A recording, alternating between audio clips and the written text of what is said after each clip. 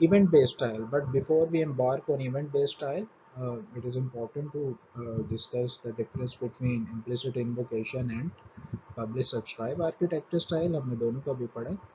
तो डिफरेंस की हद तक हम ये कह सकते हैं कि इम्प्लिसिट इन्वोकेशन के लिए, जैसे वेबिनार की एग्जांपल हमने देखी, तो इम्प्लिसिट इन्वोकेशन के लिए हमारी जो सब्सक्रिप्शन है वो हर इवेंट के लिए अलग से होगी। जैसे एक वेबिनार हो गया तो हमारी सब्सक्रिप्शन सब्सक्राइब हो गई, एक्सपायर हो गई, और अगर दोबारा से कंपनी को वेबिनार अनाउंस कर दिया तो we will have to register again.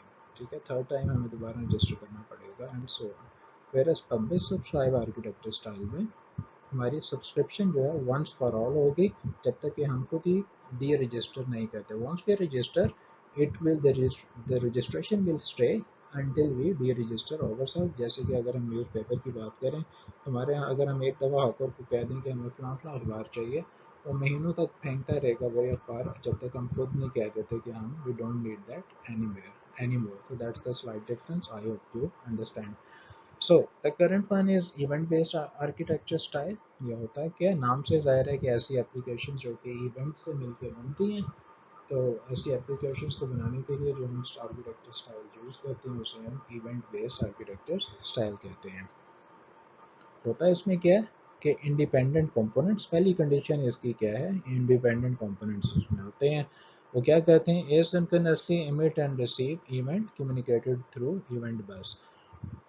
Component independent होंगे ऐसी एप्लीकेशन में, और उनकी हमने स्ट्रेट अवे ये बता दिया कि जो कम्युनिकेशन उसकी होगी ना, इवेंट को वो जो ट्रांसमिट करेंगे, सेंड या रिसीव करेंगे, वो वाली एसिंक्रोनस होगी, यानी साइमल्टेनियसली बैक वो नहीं ऐसा करेंगे।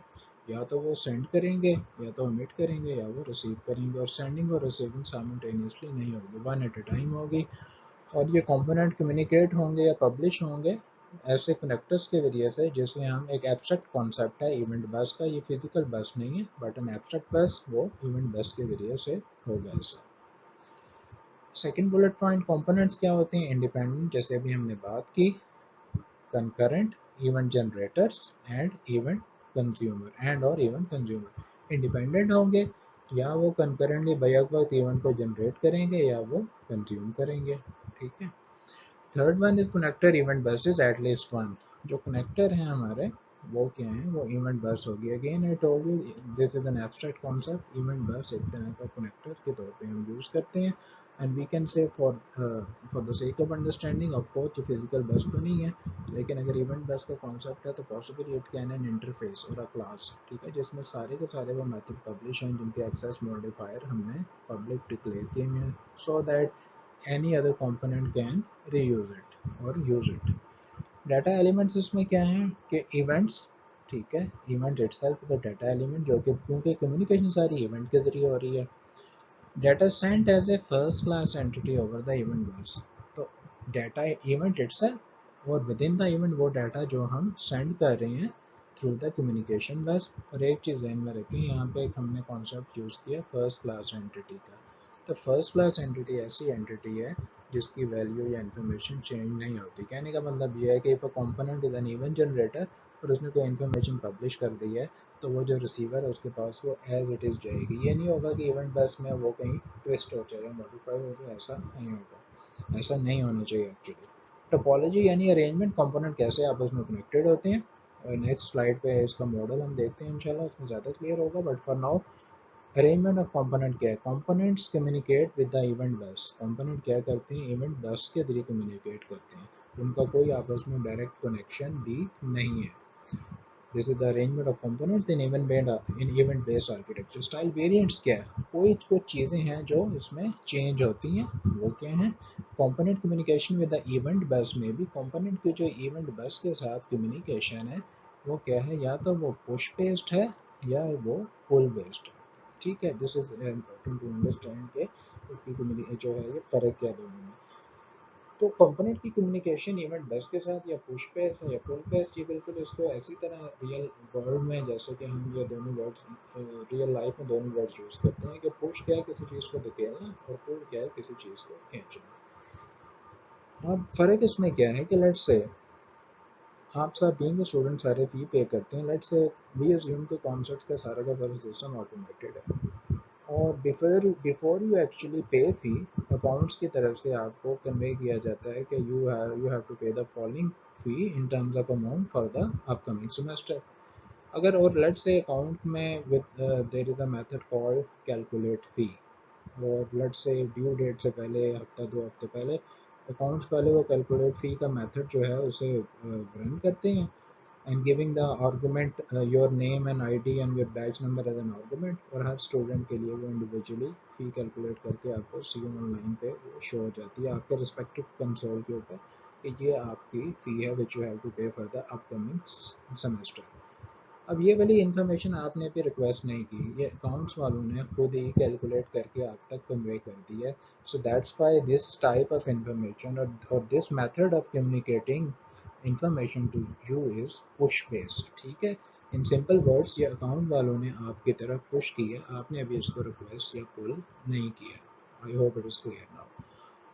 कॉन्ट्ररी टू दिस, इसका जो अपोजिट क्या है, that is a pull based. अब पुल यहाँ पे क्या मतलब है, लेट्स से आपके पास you have got sufficient money, और अभी आपको पता है कि फ़ी पेमेंट अभी अनाउंस भी नहीं हुई, ड्यू डेट तो दूर की बात है, अभी अकाउंट्स वालों ने उसे अनाउंस भी, स्केड्यूल भी अनाउंस नहीं हुआ। You have already got the money, और आपको ये फ़िक्र है, डर है कि अगर आपने पैसे जो हैं वो फ़ी पे नहीं की तो आपके और एक्सपेंसेस इतने ज़्यादा हैं कि हो सकता है वहाँ पे पैसे खर्च हो जाएँ। तो आप ये चाहते हैं कि मैं जल्दी से जल्दी अपनी पैसे जो फ़ी है पे कर दूँ, and without waiting for the due date, और without accounts having announced the fee for me. So what I will do is, being a student through the console, I will forward a request to accounts कि मुझे ये बता दें कि मेरी जो upcoming semester है उसकी मेरी कितनी फ़ी बनती है। These are the subjects I'm planning to register, या even I might have already registered for them। मैंने let's say पहले ये रजिस्टर कर दिए, ये सब्जेक्ट हैं, मुझे ये बताएं कि मेरी फ़ी कैसे क्या बनती है। अभी अकाउंट में अभी कोई फ़ी का जो मेथड है अभी वो इन्वोक नहीं हुआ, तो what you will do is, what based on your request what the account section will do is, keeping in mind your student number, your semester and the credit hours you have already registered for the semester, वो क्या करेंगे, आपकी फ़ी calculate करेंगे। और fee, how the fee will be calculated, they will execute their calculate fee method based on the information you provide them।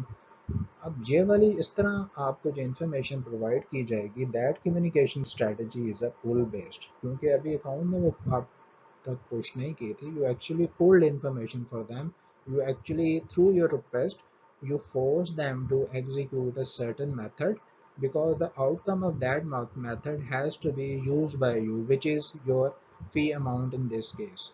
I hope this is clear now कि push और पुल में फ़र्क क्या है। तो यहीं पे हम इवेंट बेस्ड एप्लीकेशन की बात कर रहे हैं कि या तो उनकी जो कम्युनिकेशन है या तो वो पुश बेस्ड होगी या पुल बेस्ड होगी। Last bullet point, highly scalable, easy to evolve, effective for highly distributed applications। क्योंकि इसमें अभी जैसे हमने पूछे पीछे पढ़ा, ऊपर भी पढ़ा है कि इसमें जो कंपोनेंट्स हैं वो क्या हैं, वो इंडिपेंडेंट हैं।